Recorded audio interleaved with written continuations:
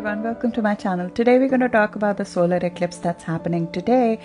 On 4th of December, we have Sun, Mercury, Moon come together at 12 degree 22 minutes of Sagittarius to form a solar eclipse. This is a very quick acting solar eclipse because it's happening in a fire sign. It has already been activated back in April 2021. So the fated event linked to this eclipse has already happened a couple of months back. And now we are seeing what is replacing something that we might have released or ended or sort of let go in April of 2021, and a cord is being cut with that part of our life so we can make space for something more expansive in place of that. And a quick acting eclipse means that over the course of next couple of weeks and days, you will find that the influence of that is already panning out. Normally a solar eclipse takes about 6 months to take full influence, but this eclipse you'll see immediate impact and influence from. A solar eclipse is a new moon, but it is a new moon with some fated influences. A new moon usually brings new start, new beginnings which are upon us. But when it is an eclipse, a solar eclipse, those new beginnings have an impact which is long lasting on us. It is in some ways fated, so there is some amount of surprise element or suddenness to the things that are coming out as a result of that. And a build up to this eclipse itself might have been such that we might have seen some sudden events, some sudden turning points coming as a build up to this eclipse itself. But normally an eclipse, especially the one that comes with Mercury, it comes with a clarity of the mind. It comes with a sudden epiphany of the mind of why certain things ended or why we need to let something go or what is the next growth frontier of our life that this eclipse is revealing. Today, I'll briefly mention some of the aspects that I wanted to highlight over and above what I mentioned to you in the last video, but I wanted to talk about one key aspect which is embedded as a critical part of this 4th of December eclipse, which is a quincunx or an in conjunction which is happening to Uranus, and I'll get to that in a bit. If you're a subscriber on our community chat, I already posted the note link to that aspect, which I'm going to talk about in a minute to you. But that is a health aspect, so I want to speak about it. And also it shows to us if there are events that have happened in your life, especially the ones where you had to let something go or something was suddenly taken from your life, the rationale behind it, what is the purpose behind it. We'll get into that into a bit. The degree at which this eclipse is happening, it is a degree where we have to hold a vision of freedom, adventure and expansion in face of huge adversity. Because the immediate event which happens when a south node eclipse in general when happens, there is always a release or a feeling of loss, that something is lost or something had to be cut or released from our life. There is always that feeling attached to a south node eclipse, or it needs to have a feeling that we need to rise above in some ways of above something that has happened. So there's always that feeling that we need to, be the bigger person or be a person who's rising above the past in some ways. In face of that perceived adversity or a sudden event or sudden turn of events that comes, especially as a precursor to this eclipse, we have to hold a vision of something which is better for us, ahead for us, a vision of freedom, a vision of optimism, a vision of more expansive goal for our life. This is you seeking a new vision, a new goal, despite in face of a adversity that we need to surpass, especially when moon is in Sagittarius, which it is today. It's a very optimistic moon. It is a motivated moon. It is a moon which is a seeker of a new vision. So there is instinctual capacity, if I can say that. Moon is actually our emotions. When moon and Mercury, they're together, it's like our emotions are thinking for us and they're intuiting for us on what is the new vision or the goal that is ahead for us. And there is not so much interest, or there should not be so much interest in trying to pin that vision down right now. You'll kill it if you'll try to pin down the details of it. This is more about the adventure and the experience and an overview of what might be the next next step for you. So this is a very going above the board and just looking at 20,000 feet on what is the next step for you, because you have to go to that level to be able to imagine something which is more expansive and different from the current moment for you. Travel, education, physical activity, knowledge, speaking your truth and seeking your truth is an intrinsic part of driver behind this new vision or this new goal that we might be undergoing. This is a very courageous start. There is a very courageous star and a royal star, a very beneficial star, which is embedded at the core of this eclipse, which is called Antares, as I mentioned before. It's a very, very courageous start. Because of that very star, it gives us immense courage to successfully fight a good fight and win. But what fight is worth fighting is something which you need to think very clearly about, because we will be very prone to fight a just fight, but self-destruction is embedded in that process. And there is nothing wrong with self-destruction in this process, because the death rebirth process is somehow embedded in the success that comes from this start, which means that something has to go through a rebirth. But how we go about that rebirth, do we have to pick up that fight? Do we have to do it on a warring note? Is something that you need to think about. Is it worth your energy? We would feel that it is worth our energy because we will refuse to let go of war, and there will be some ego element embedded in that we feel that we are the just warrior in some ways, we are the holy warrior in some ways. But there's a danger of that spoiling the future outlook that you have, because you can't imagine a more optimistic future from a place of negativity for someone or something. So you have to, in some ways, when South Node eclipse, that's why I said there's an element that you need to rise above something. You have to think of you as a holy warrior, yes, but a person who has to cleanse, yes, who has to go through a self-initiated rebirth process, yes. But you have to rise above the negativity that comes with that death rebirth process, because naturally when there's a death rebirth process, something is ending and there is a negativity attached generally to that. There doesn't have to be. It's a god of war. It's a god of a just war that we are fighting. So that gives us a lot of courage and the keen mind to go through a death rebirth process proactively instead of waiting for it to hit us. But that is a self-inflicted cleanse, and we can refuse to let go the military thinking that no, I'm on a sacred mission. I have to somehow justify why I am right. There is no need to justify why you think you need to go through this rebirth process. There is no need to do that. You have decided to go through that rebirth process, and that is your path.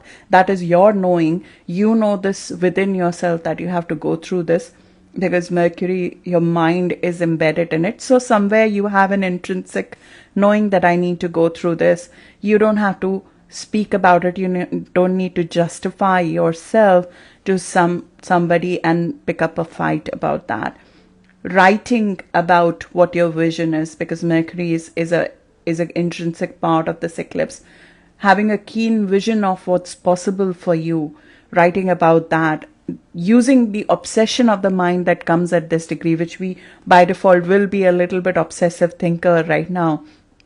Using that for your benefit is a better utilization of this energy. Hold a vision of freedom through this courage that the star offers in face of a huge adversity, in face of you being tempted to act below the frequency. You'll be tempted to act below your frequency because, as I've mentioned in the last reading as well, this is yin and yang. These are dual signs.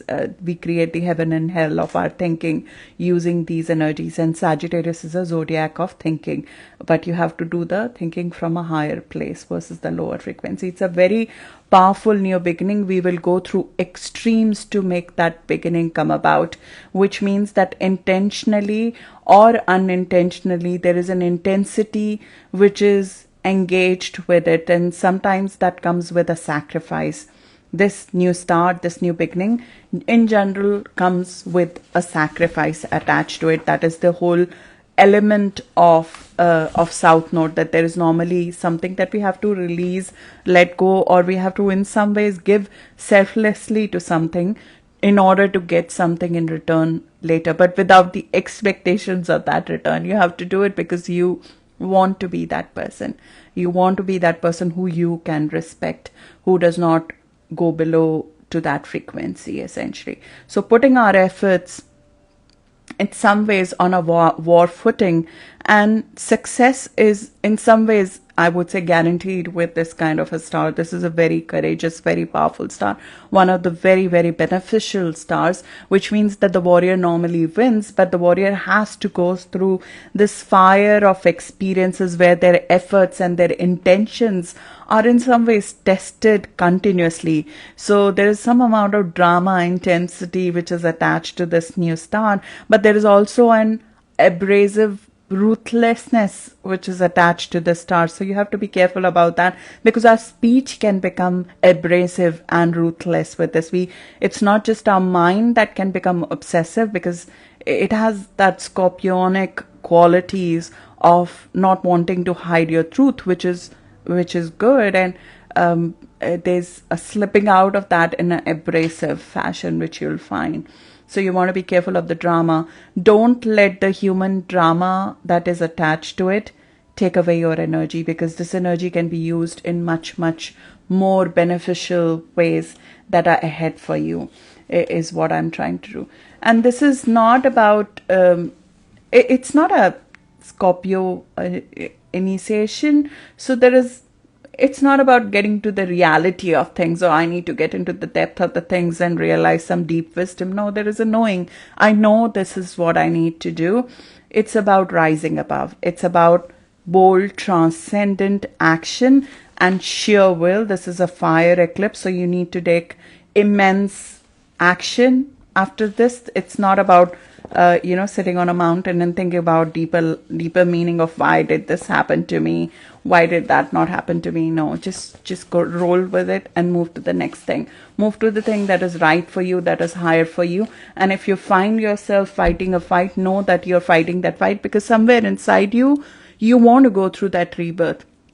You're trying to destroy something because you feel that is not right for you. So the self-destructive streak I've seen that comes with this aspect is of a person who within themselves know that the position they are in, either it's a job or a relationship or expansionary road, old expansionary road that they are on. The self-destructive streak is somewhere your own inner self telling you, this is not for me, this is not for me, I need to move out of it. And then that process somewhere, somebody inside you starts to create the self-destruction. So be mindful of that, but it's not about sitting on a mountain and getting a wisdom. You know it.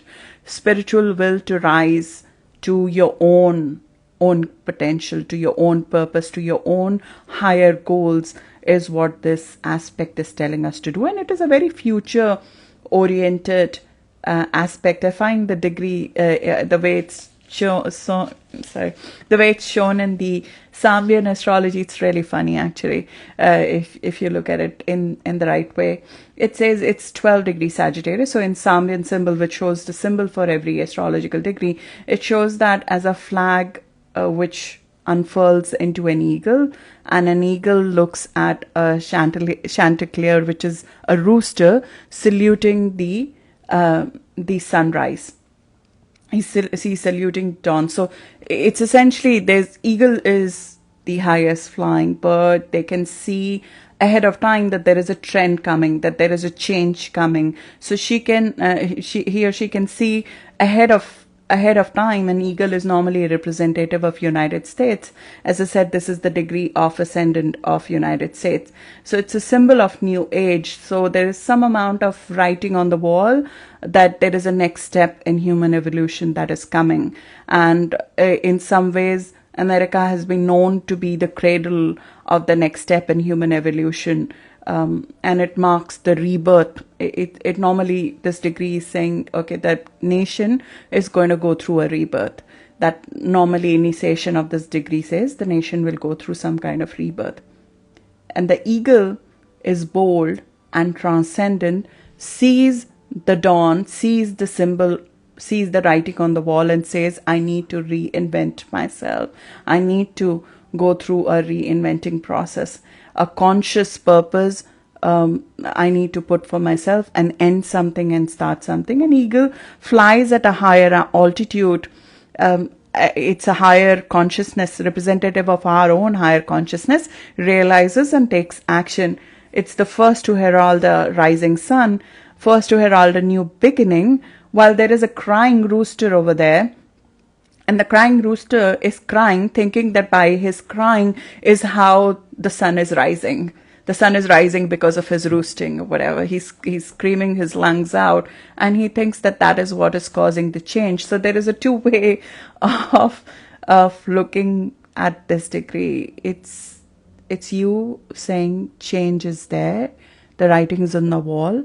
I need to have a new dawn, a new beginning of my life, instead of a person, a crying rooster, causing that. There is nobody who's causing this to you. This is something that you have asked for. This is a rebirth that you have asked for. This is so you can go to the future. This is future oriented. This is of rising above. This is of peak experience instead of going through the depth of life and getting lost in the depth and the darkness. This is saying I'm going to fly above and accept and bring my ideals to real life in a new world using my sheer will. And this is a degree in Samian astrology of announcements, of enunciation. So in some ways, you are announcing to yourself or mentally registering and accepting the fact that you're moving to the next phase in your life with this. And emotional communication is embedded as a part of it because Moon and Mercury are together. So don't let your thinking get clouded by the trivial, pesky discussions of feelings. Lowering your fire. Stay focused on the higher frequency here. Stay focused on the future initiation instead of getting lost in emotions of the letting go, because there's a tendency to drown yourself in the emotions of the letting go with this aspect. Now I'm going to talk about the quincunx on why there is a sudden aspect that is coming about with this. There's a suddenness to this eclipse which is happening because Uranus is forming an aspect which is called a quincunx, which is happening as a precursor, which happened as a precursor to this eclipse. We first had 30th of November Mercury form a quincunx with Uranus. Quincunx is essentially a aspect which is a twist. It's like a twist which happens, and with Uranus it's impulsive twist, sudden turn of events, something that was not planned, it was not part of the plan, and shocking words were exchanged, or shocking news or shocking communication happened, and that changes the course of things. Quincunx is an aspect, one of the astrologers that I used to follow in the past, I'm sorry I'm not remembering her name, she had described this in her book as saying, you know, you're going for a job interview, and while going to the job interview, there's a construction that is happening on the way to the job interview that you were going for, and because of which you're not able to reach the building. So you take a detour to that building, and on the detour, you see a bookshop, you read a book, you have an epiphany, and that changes your thought process altogether, and you don't go for the job interview, you change your career altogether. So quincunx is like that slight thing that happens, which is a detour, and that detour suddenly changes the course of your destination, and there's a future which is different from what you have lived before, which is asking you to change your course, which is asking you to change your mindset, which is asking you to change a course correct in some ways, and that is the representative of what might have happened as a precursor to this eclipse essentially. And now embedded in this very eclipse is both Sun and Moon forming now a quincunx with Uranus, which is now the physical manifestation of that, accepting physically that our course needs to shift for us to go there. You need to be more free. You need more free to express yourself. And in order for you to do that, you need to disconnect somewhere from the need to be understood. I have this natally Sun, quincunx, Uranus. People who have this aspect, they have a need to be different. They have a need to freedom. They have a need to do something which they know within themselves is right for them. And if they spend their energies in justifying why they're doing what they're doing, if there is a need to be understood, they lose physical vitality. You physically feel broken, you physically feel drained if you try to explain yourself. The vitality is suddenly impacted if you try to explain. There's a lot of inner tension with this aspect. It's a very nervous energy. We cannot relax. We cannot stand any restrictions. You don't want somebody even questioning you why you're doing what you're doing. You don't like to, because of which a lot of people with this aspect, they don't tell people what they're about to do in some ways, because it's essentially unexplainable to somebody who's not in that moment. So the unexpected events which this aspect brings, it also unexpectedly changes you in your outlook, I believe, whereby we are forced to find a different way forward. We are forced to make adjustments, and slight change in approach sometimes is what all you need to hit a success. So there's a course correction for success, I feel, which happens with this aspect. And that unexpected event would be causing some amount of nervous energy, which is not letting you relax. But it's also a source of genius. It's also a source of innovation. We would need to have patience with it and know that this course correction is actually setting us up for success and not failure. It is going to help us course correct, essentially. Now I'm going to go into the very hypothetical situation, which we'll talk about. Say, as an example, how can this pan out if, say, you and I were in the middle of a pandemic? It's not possible, but say, imagine if you and I were in a medical emergency, or we were in a, say, an epidemic.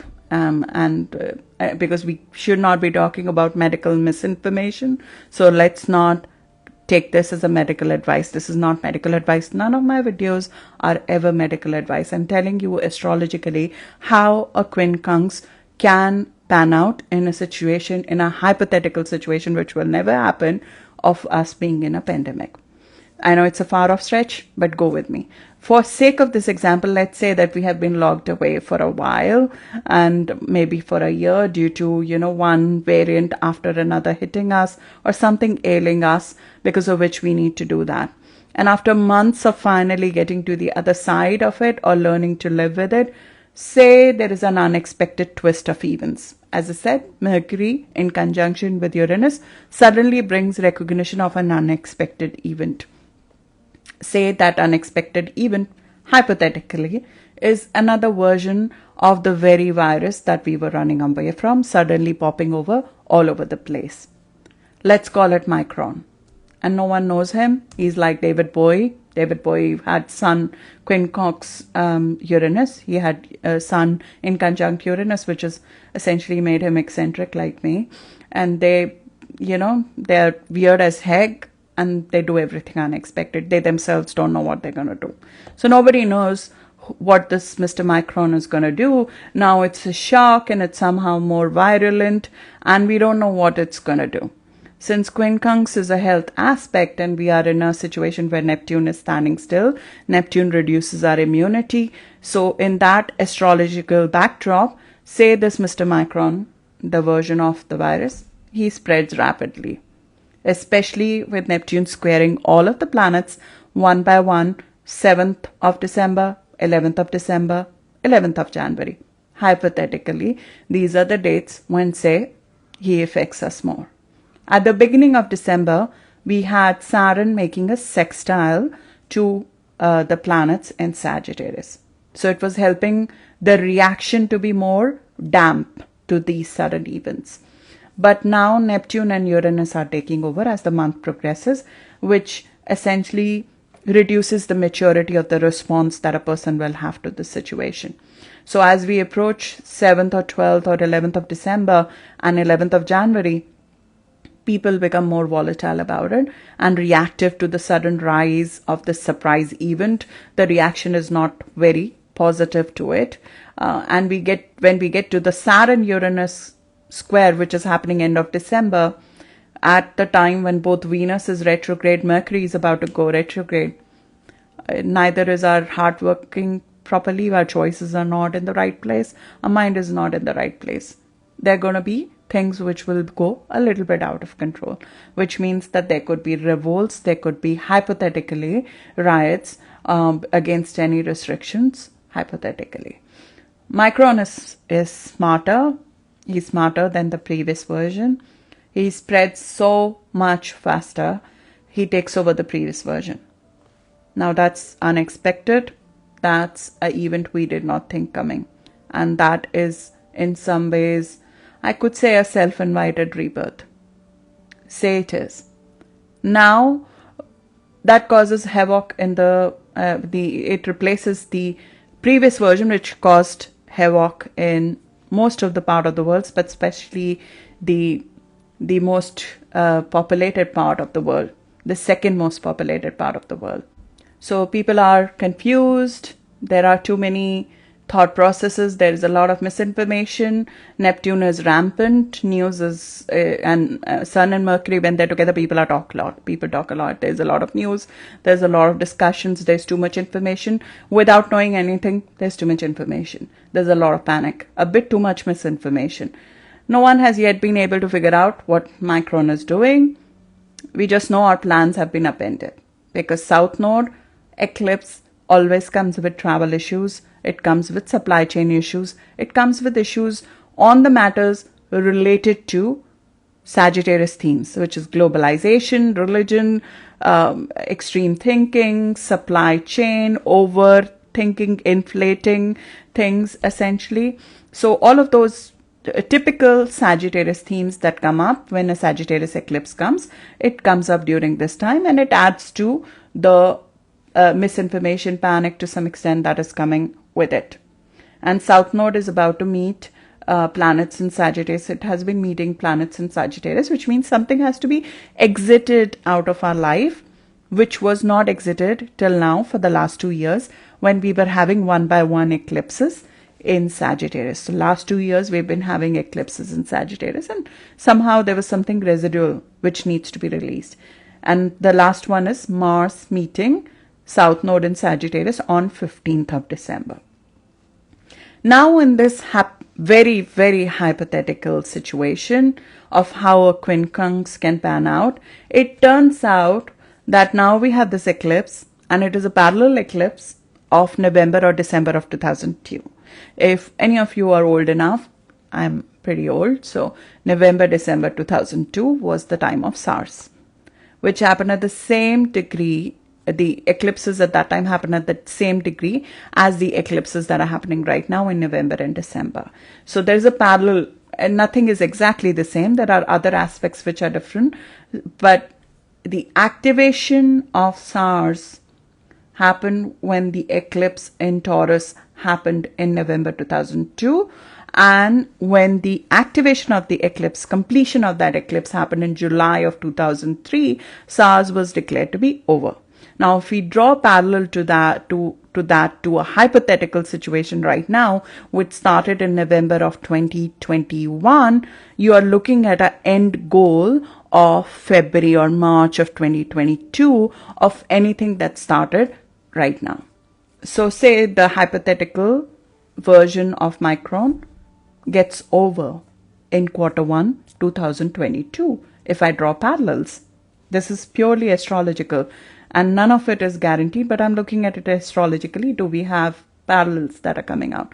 So it turns out in this hypothetical example that because of rapid spread, a relatively benign nature of a previous version goes rampant, and it replaces the previous version, which was devastating, and it fully removes by replacing a much more harmful version of the virus.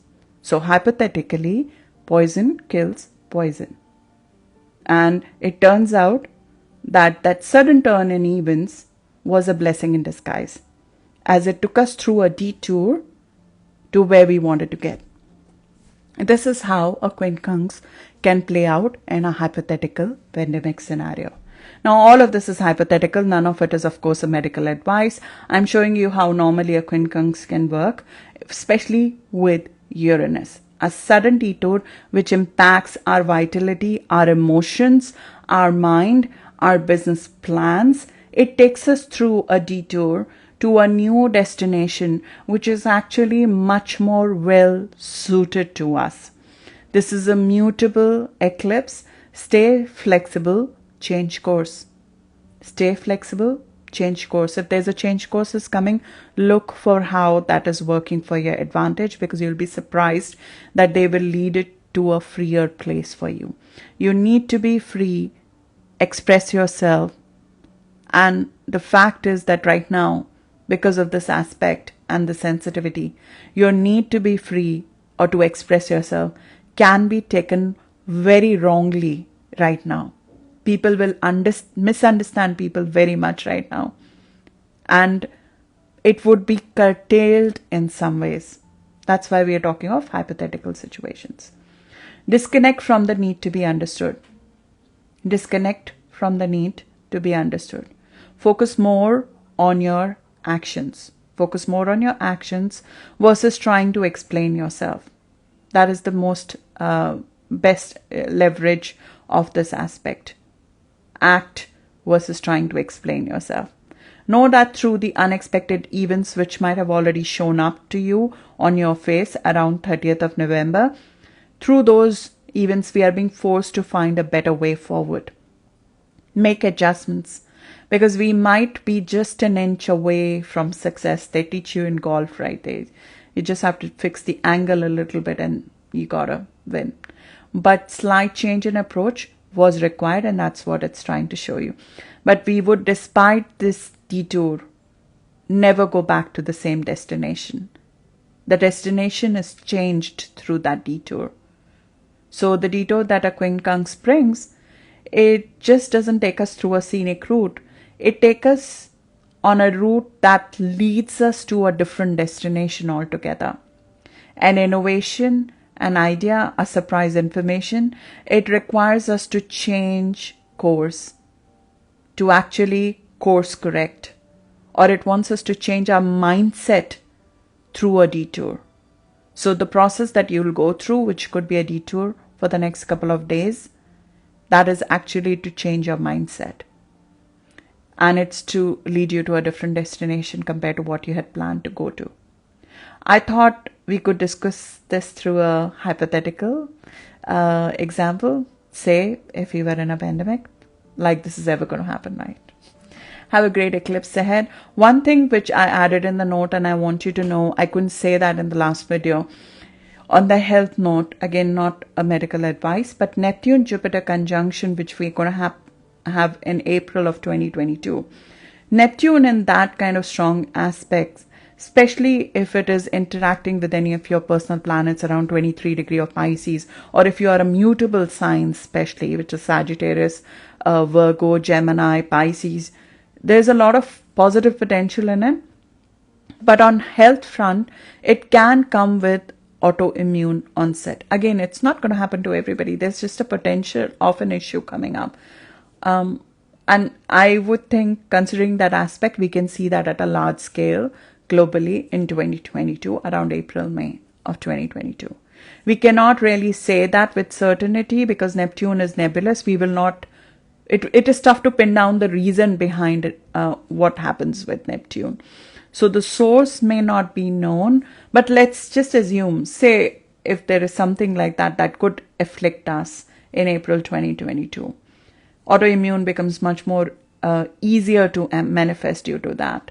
We should proactively work from now to April 2022 on a good gut health. That is the way we ourselves can work towards that. There's enough resources online. I follow somebody. I'm happy to share that because I've struggled with this in my personal life. So it would benefit both in immunity, and it would also help reduce the implications. Say this aspect does pan out in that way in April 2022. This or any of the above article that I have written, or any of the videos I do or I have ever done or will do, none of them are medical advice. This is my own knowledge of astrological aspects, which I have seen pan out with the people I have consulted or with myself. You should always consult a trained, licensed medical practitioner before any action. That's what I have for you. Have a great eclipse ahead. I'll see you in the next reading now. Thank you.